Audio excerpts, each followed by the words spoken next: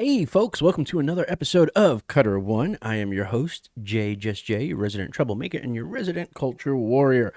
I hope you're all doing well on this Tuesday as we mosey on through the week, per se. There was no videos yesterday, so I was the missus was down for the count, was not feeling well, so I was playing nurse, admittedly, and yeah, so that's why there were no videos yesterday, plain and simple. Anyway, just a couple of things I wanted to establish here. For starters, yes, as you could see, I am wearing the official. Oops, let me go. The official Cutter One. Melkor says, "Stay more dorkish." I'm just trying to. I don't want to disgust anybody with my pale sun lacking skin, but yes, the shirts finally came in, and I do have to say, and I told you guys I was holding off on sort of pushing the merch because I wanted to see what the quality was like, and I got to say I'm impressed. This is like, there's you're not feeling anything, you're just feeling fabric. This is like silk screen level, like printed right into the shirt level stuff. I just wanted to show you guys another one. I got another one here. This is the Army of Beautiful Badasses shirt. So if anybody's interested in that, the link will be down below. The link will be down below.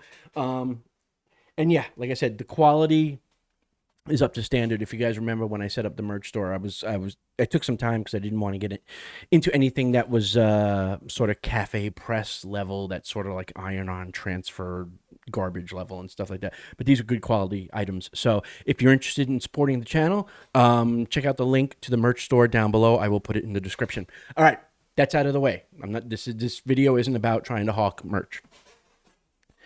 All right, so.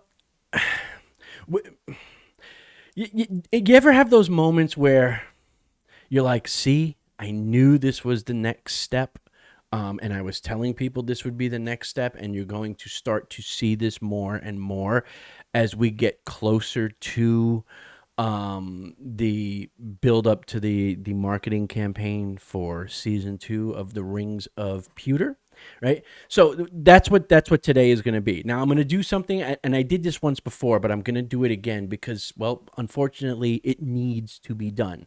So what's going to happen today is there's going to be like 4 or 5 videos. I believe it's 5, but if it's 4, then my counting was off, and I'm no good with the maths. It's definitely 4 or 5. I'm pretty sure it's 5 though. Videos throughout the day. Now they're going to have a recurring theme. Okay, there's going to be a recurring theme throughout all the videos that I put out today. Okay, and the recurring theme is going to be this.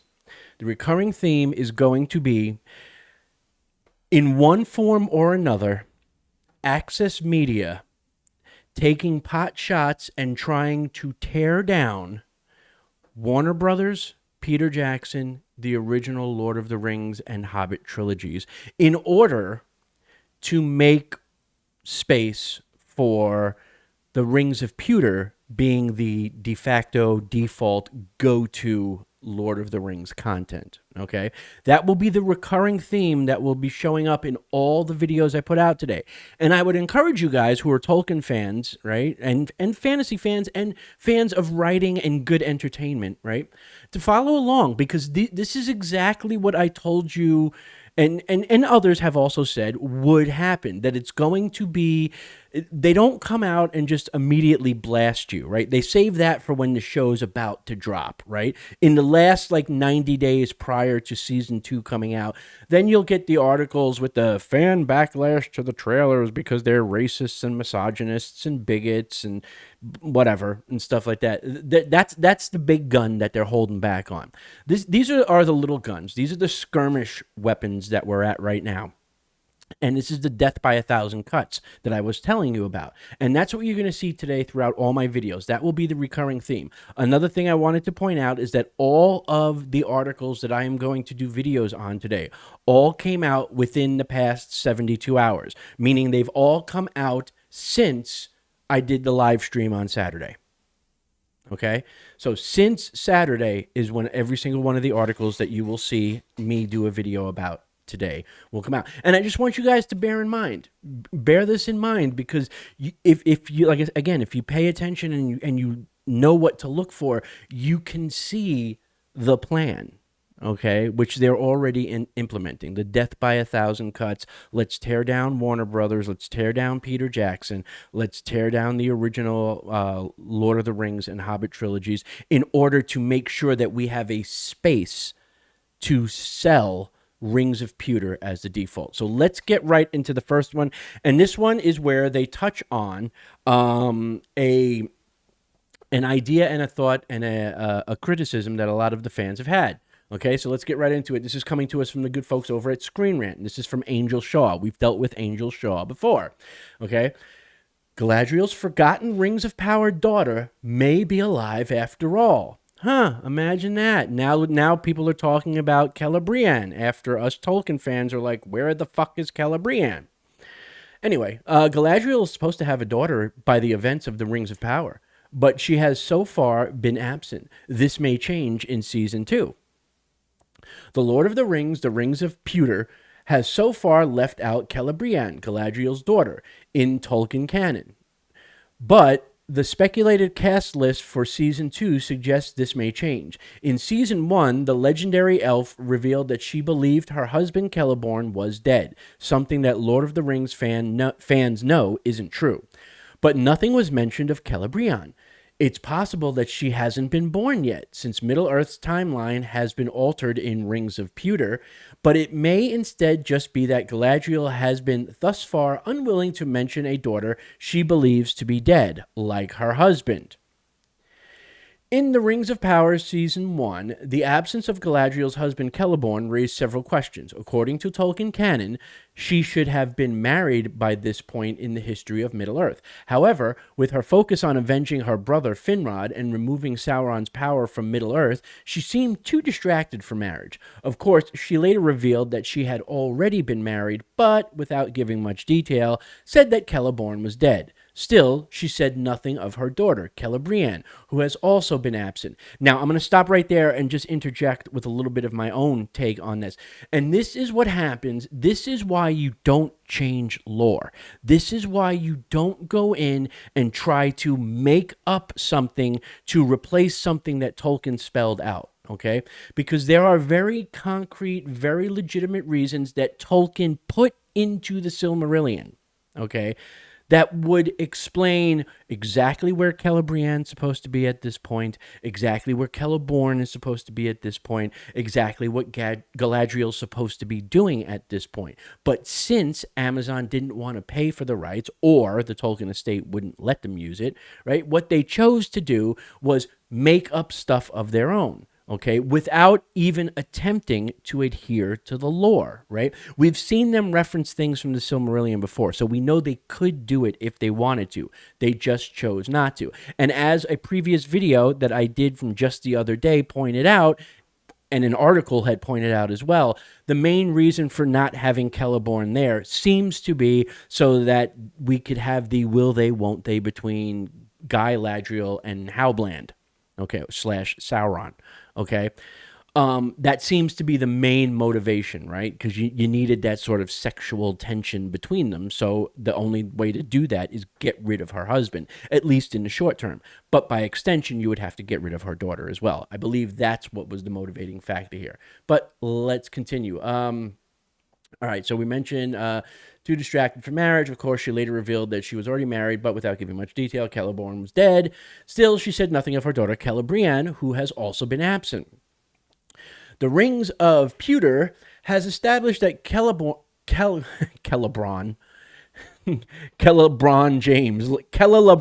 James and Galadriel are already married by the events of Season 1. Still, given the timeline changes, it's impossible to say whether they would have already had their daughter.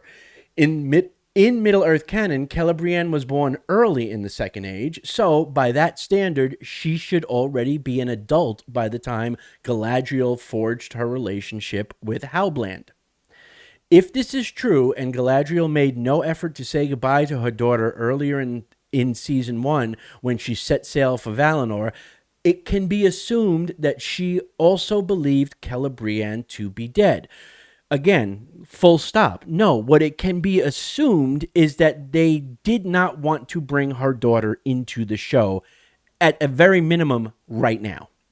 Just like Celeborn. Okay, I was going to say Kella LeBron James, but just like Celeborn, they didn't want Celebrian there because that destroys the will they won't they with Howland, right? So you gotta. That's the narrative they ran with for season one, and so these things were done intentionally. Okay, not that Galadriel just believed her daughter was dead. Why would she think her daughter was dead? What would be the reason? Anyway, I digress. Let's continue. Of course, according to Tolkien canon, Celebrian still has an important part to play in the future of Middle Earth. Therefore, like Galadriel is wrong about Celeborn being dead, she would also be wrong about her daughter. This life-death misunderstanding is not something that was ever described in the Silmarillion or Lord of the Rings, so it's anyone's guess how Rings of Pewter plans to pull off Galadriel's big surprise. However, given the actors rumored to join the Prime Video series in Season 2, the truth may be coming out sooner rather than later.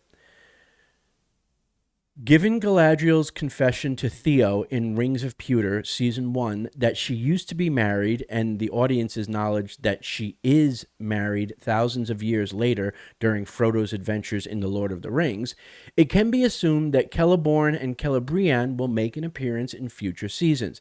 This is especially true since Galadriel's daughter will go on to marry Elrond, who is another central character in Rings of Pewter, and give birth to Arwen, the future queen of Gondor. And there you see Celeste Dodwell. That's who she's going to be in season 2, and people are suspecting that Celeste is going to be playing Celebrian. There's no confirmation yet, but that's why you see her picture there. There you go. Actor Celeste Dodwell, who has appeared in films like Cyrano from 2021 and Allied from 2016, is rumored to have been added to the cast list for Rings of Pewter Season 2. Given her resemblance to Guy Ladriel actor Morfydd Clark, fans on Reddit have begun to theorize that Dodwell will be playing Celebrian.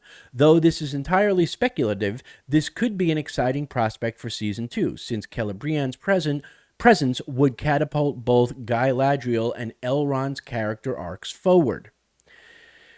Elrond's story has become relatively stagnant as of the end of Rings of Pewter Season 1. His character conflict at the show's beginning revolved around his promise to Prince Doran IV that he would never divulge the secrets of Khazad-dûm, which put him at odds with High King Gil-galad and hindered Elrond's ambition.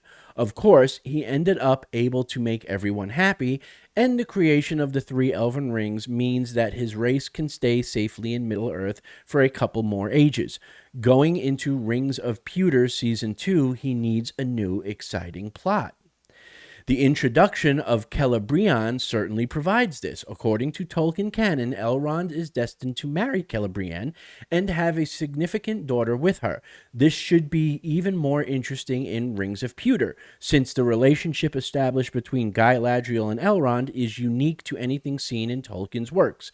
If Celebrian were to appear alive and take Galadriel by surprise and then fall in love with her mother's oldest friend, it could make for some interesting conflict. Of course, it wouldn't be strictly canon, but The Lord of the Rings, The Rings of Pewter, has already proved that won't stop it. All right. So there you go. They're already going to try and shoehorn Celebrian and Celeborn back into the show after intentionally removing them from the show in order to get the will they, won't they plot line between Guy Ladriel and Howland. Which is, it's going to be stupid. Like, how do you explain Guy Ladriel not mentioning, not noticing that her daughter is no longer around? And it doesn't explain some of her other actions throughout the series, like, you know, when she's sent to Valinor, jumping off the ship. Like, what, you know, why did she get on the ship to begin with if her daughter is there? Wouldn't she want to go check, you know, say goodbye to her daughter?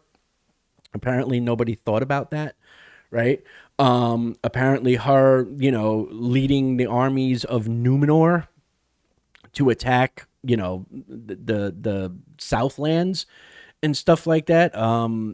Did she not think to check in with her daughter and possibly say goodbye because mommy's going off to war, right? Or does she assume that her daughter's dead? And if she assumes her daughter's dead, why does she assume her daughter's dead, right? None of this makes any sense.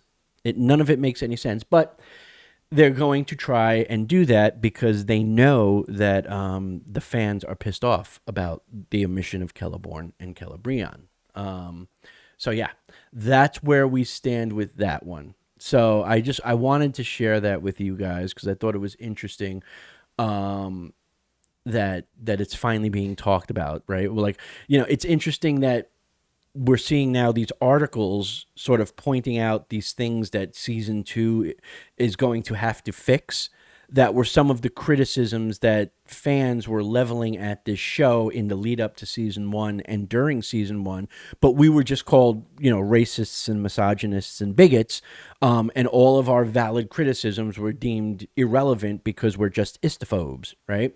And now here we are, in order to lay the groundwork for why season 2 is going to be so much better. Now all the shill media and the access media who were branding us as istophobes months ago are now suddenly saying, well, her daughter should actually be there, and so should her husband, and season 2 is going to have to explain this and stuff. Yeah, no shit. That's what we were saying, Angel Shaw. This is what fans have been saying from the get-go, but you were too busy calling us racists and misogynists, to bother listening to what we were actually saying. So good on you. I'm glad you finally caught up with the rest of us, Angel Shaw and Screen Rant. Thank you for joining the rest of us. Maybe you guys should have me start writing some articles for you. Maybe you guys should subscribe to the channel so you can get your facts fucking straight.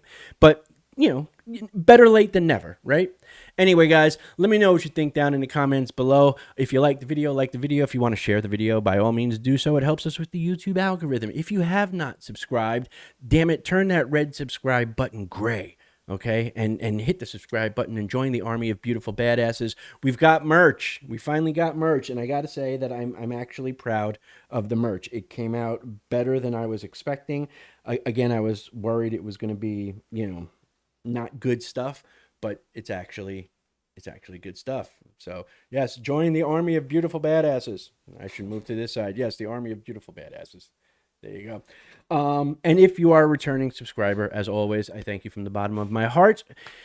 All right, guys, that's going to do it. Like I said, pay attention because there's a recurring theme that's going to happen in all the videos I put out today. And that recurring theme is you watch how the access/shill media is trying to slowly strip away at the WB and at Peter Jackson and at the original Lord of the Rings and Hobbit trilogies in order to elevate Rings of Pewter. Okay, that's going to be the recurring theme that you're going to see happen today. All right, guys, as always, remember to be good, be awesome, be safe, but more importantly, and you know what time it is, stay more dorkish. Until the next time, peace.